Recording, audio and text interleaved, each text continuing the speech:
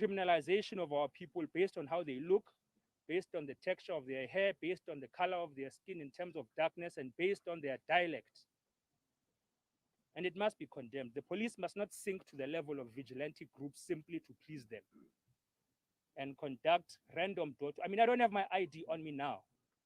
They could come here now and ask me for my ID. What happens when I say I don't have it? How do I identify myself as a South African? Must I speak isiXhosa for them to realize that I'm South African? So we must not allow ourselves as a nation to descend to the levels of a vigilante group that is simply a syndicate. And we must not allow ourselves to tag these vigilantes as communities. It's not communities. Watch the news every morning. The SABC newsroom interview the people on these streets. One of them this morning said they must arrest the people who burnt Elvis Nyathi because the criminals in Diepsloot are the people of Diepsloot. They are the people of South Africa. We know who they are. So let's not give vigilante groups, murderers, invaders of homes, thieves, the cover and the blanket of calling themselves communities. They are not communities. They do not represent the collective will of communities. Our communities are not murderers. Our communities don't burn people alive. It is people without a conscience who have taken advantage of the lack of service delivery in this country to attack innocent, defenseless people. So that is our message today. Thank you very much.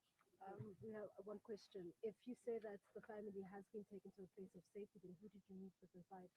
The family came to meet us here today because even we don't know the location exactly. And I think it's safer that way, that it must be within the circle of the family to know where they are located right now.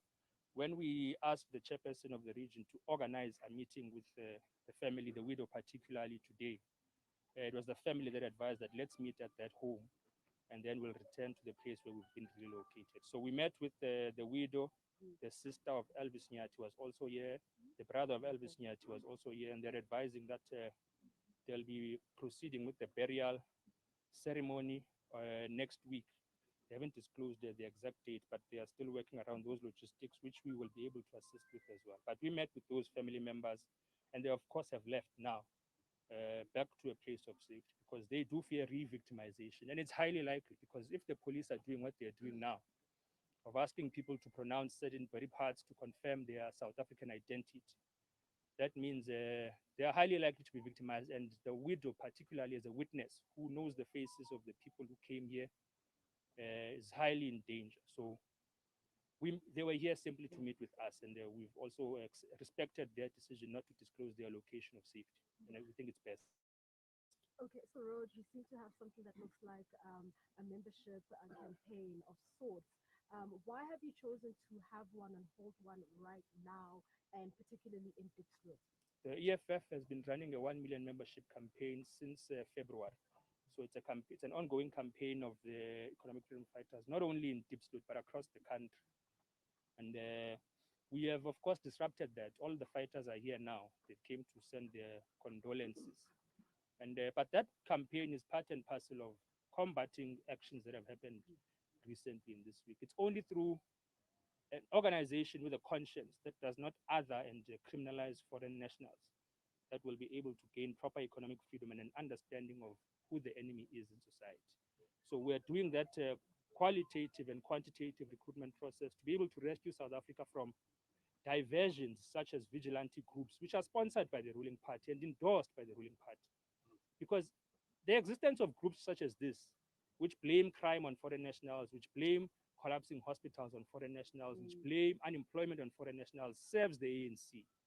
Because it makes us not hold the ANC accountable, but blame a minority of foreign nationals who are working as garden boys and kitchen girls for the collective problems of our country. So you must not think that the ANC is speaking in double tongues by coincidence. These vigilante groups are no different from the alliance partners of the ANC. They are no different from SANCO. They are no different from SACP. They are no different from COSATU. They are a product of the ANC.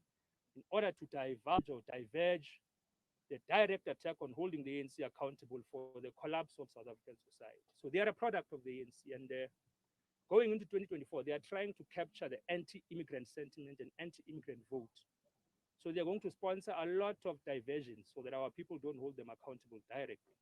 So the EFF has to grow its capacity to ensure that The ANC is not successful in its program of repeating what happened in Boipatong, repeating what happened in Sibukeng, in terms of murdering black people in defense of a regime. Okay, now in terms of a statement that was issued out by the Premier of Gauteng in a report back just a little bit earlier on, he did mention that there are allegations and investigations that might suggest that there is a group of a gang going around terrorizing the community of Dipsloot. Are you aware of this information? And there are allegations that there might be some undocumented migrants or migrants or foreign nationals which form part of that particular group. What would be your thoughts and your message if there is such a group to those people trying to do that? They must be arrested. But criminality doesn't have a nationality. So you can't want to fight crime and reduce it to identity. So you don't arrest a person who has robbed a bank and say Xhosa arrested for robbing ABSA. You don't arrest a person who has abducted a child or raped a child and say the person arrested for abduction and rape. You arrest a criminal. You arrest a rapist. You arrest a robber. You arrest a criminal. So why is there a national distinction or a nationality-based distinction on people committing crime? Criminals must be arrested because they are criminals. The danger of attaching identity or ethnicity to criminals is that you get a group targeted on the basis of who they are. And we must fight against that. That's our comment in terms of that. Let's give newsroom because you are dominating. Oh yeah. Amidst their grief, the Nyathi family still has to arrange, the funeral of their patriarch Elvis, right? You've just mentioned not too long ago that his widow's documents have been taken by the group which you identify or describe as a vigilante mob, right? So, what support will you be giving to the family, especially going towards the funeral? Look, the spokesperson, Leanne Matisse, has advised that we should reach out to the Zimbabwean embassy primarily to assist in documentation, not only for the widow, but also for the body to be taken back to Zimbabwe too, so that Elvis Nyathi can rest in peace. So we'll be assisting with regards to that. We'll be keeping in touch with the family to see whatever assistance they need. We're going to be there for them because it's painful that we are told the Minister of Police hasn't come here. The MEC of Gauteng, David Makura, hasn't come to see this family. And it's because it's not convenient. It's not convenient to vote to visit the family of the dead Zimbabwean man, Elvis Nyathi, because the popular narrative is that Zimbabweans or foreign nationals are the enemy in South Africa. So they can't visit this family because it doesn't serve the purpose of votes. It doesn't serve the purpose of populism. So it's not something to be proud of, but the EFF has been here as the first political party because we understand that you don't have to be popular to be human. You don't have to fall into the popular narrative of what people are feeling to be a human being. It's our duty to educate the people of Dipsloot that you should not murder a human being because they don't have a passport. We should not enforce a modern dom pass system in South Africa where people need to prove that they are from here in order for them to be alive. So it's our responsibility as society. So we are going to support this family unashamedly because we are not in it for votes. We are human beings who have seen a tragedy happen here and we're going to pledge our support. Yeah, the genesis of where we are now is that residents in this community have been saying that over the past weekend, specifically, about 7 people were killed. Whether that number is accurate or not, there have been murders in the area.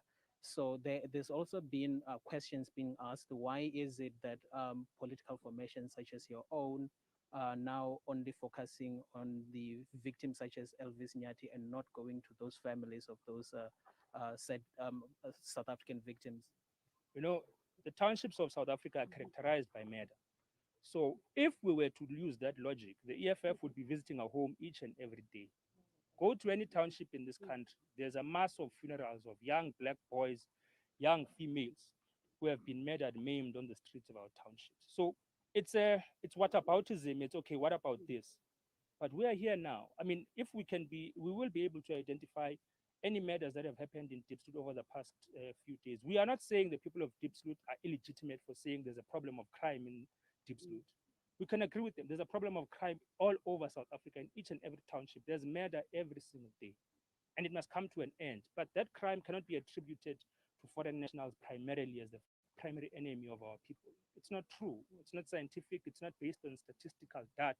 So we're saying that we must be able to pledge support to something so heinous. A human being was burnt alive. I mean, Elvis Nyathi did not sell drugs, didn't human traffic anyone, didn't abuse anyone. He wasn't a criminal. He was a garden boy in terms of what is characterized in South Africa historically. He was a person who works in a garden of white people. He didn't do anything. So why was he burnt alive?